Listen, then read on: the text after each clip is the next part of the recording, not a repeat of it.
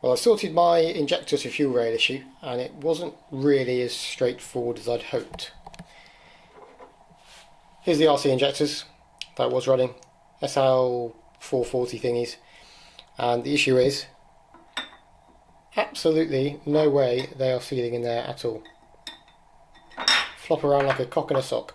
So I figured, being sensible, I could probably get another fuel rail from Genvi that fits these injectors. No. Genvi only sell this fuel rail just with different spaces to fit different heights of injectors. In fact, they only support a very limited range of injectors at all. So that was not going to work. I looked at the possibility of getting a different fuel rail. That was never going to work because they're quite specific spacings between the injectors. Thought maybe I can run a fatter O-ring on the end of these. So emailed a specialist and asked if that was going to be possible at all, and the resounding answer was no. So bang on that idea. Genvi's advice was to buy new fuel injectors, so I had to buy some new fuel injectors, which is a shame because I know these RCs are bloody good. My new fuel injectors arrived today, and to be honest I feel a little bit shortchanged because they're absolutely minuscule. These are actually Weber injectors, Weber Pico injectors made by Magneti Marelli. Apparently they're supposed to be half decent, but I don't know where the rest of it is.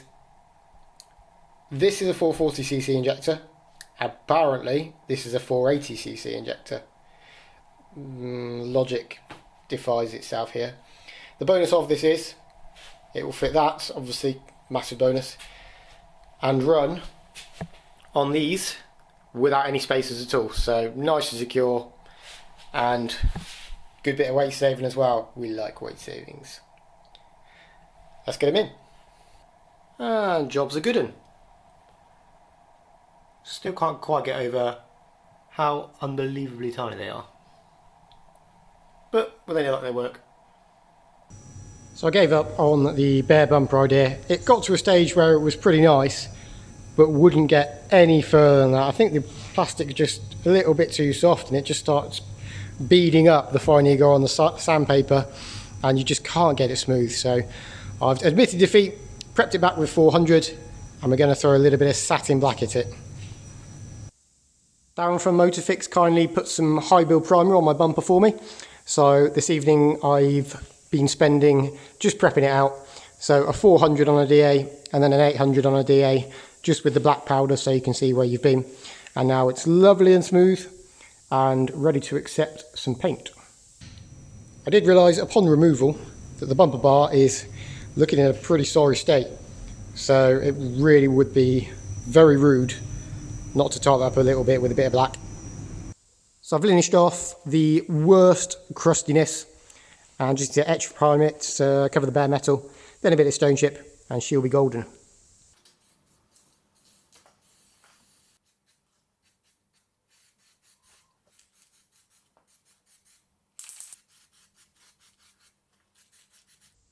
Like a bloody new one. What a beauty.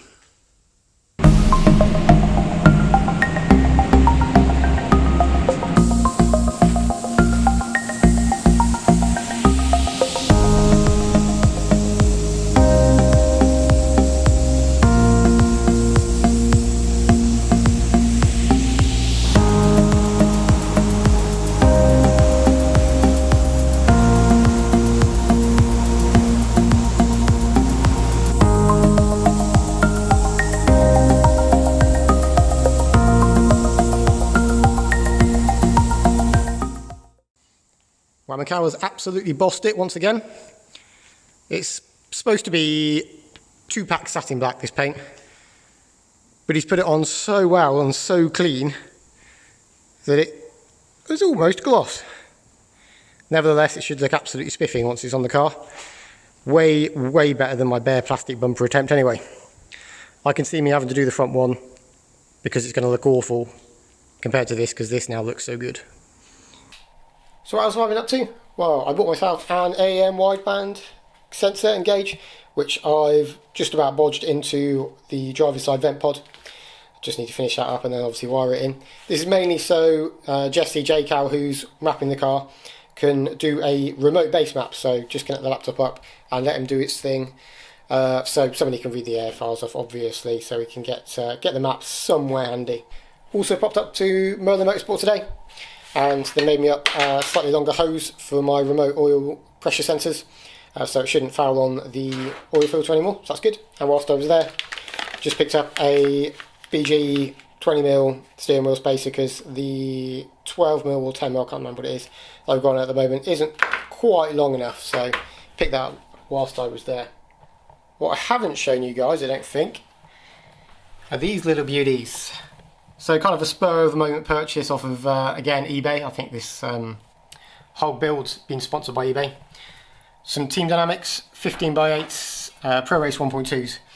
And the reason behind buying these is because I can run 2 different sets of tyres for track day and obviously wet days and for the road.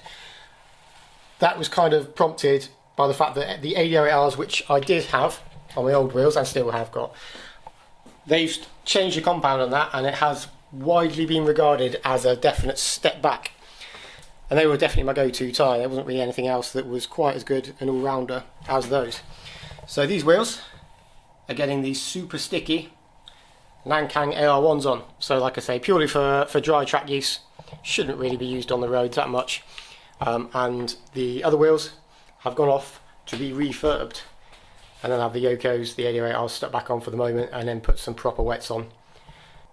Also got the rear bumper trial fitted, not bolted up yet, so please ignore the gaps, but it's looking pretty good. Certainly better than no bumper at all. Got a little bit of tidying up to do on the back panels, and then it can be bolted up. So let's talk exhaust for a second. I was originally just going to make another one from scratch. I made the previous one out of just a load of old bits of exhaust, and actually came out really rather well. Disappointingly, it's only 2¼ inch, so I couldn't use it on this spec of engine. It needs to be 2.5 inch really to get the most out of it. So I figured probably just make another one from scratch.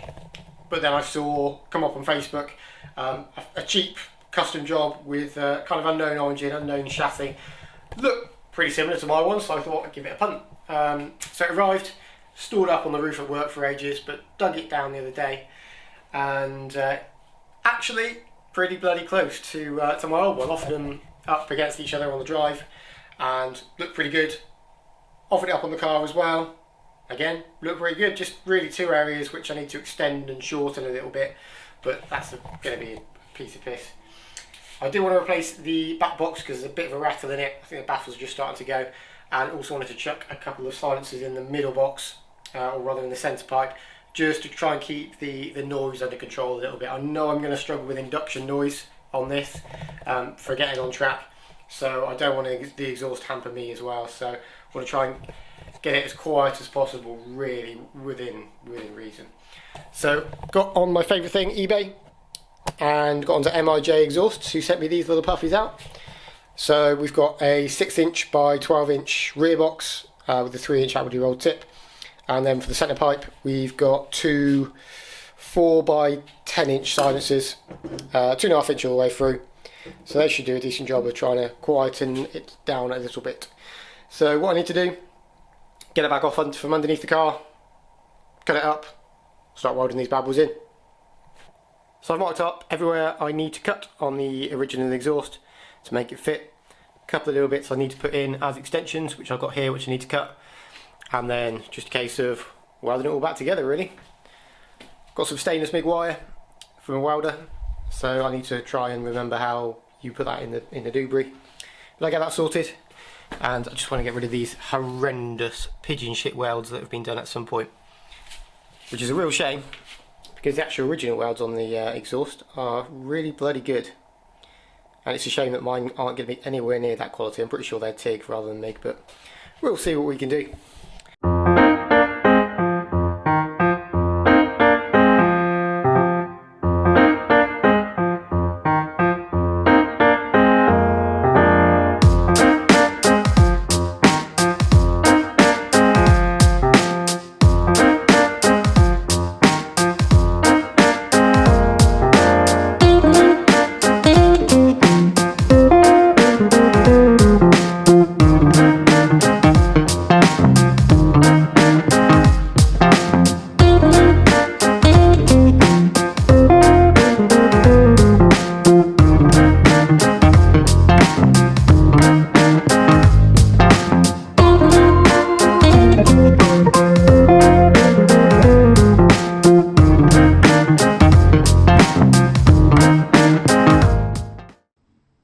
exhaust is pretty much done, and it's been a bit of a monumental task, made a lot harder by the fact that the car is just on stands rather than on a ramp. But all in all, apart from some questionable welding, I'm pretty happy with it. I think it fits really rather well, and a fairly good run. Gets a bit messy at this end, to be honest, but this was the last bit I did, so a lot of tweaking, a lot of getting out underneath the car, back out, underneath again, back out, but we got there. I just want to double, triple, quadruple check the fitment on the back box before I do the final welding on those hangers. So let's bang that back on, and then she'll be done.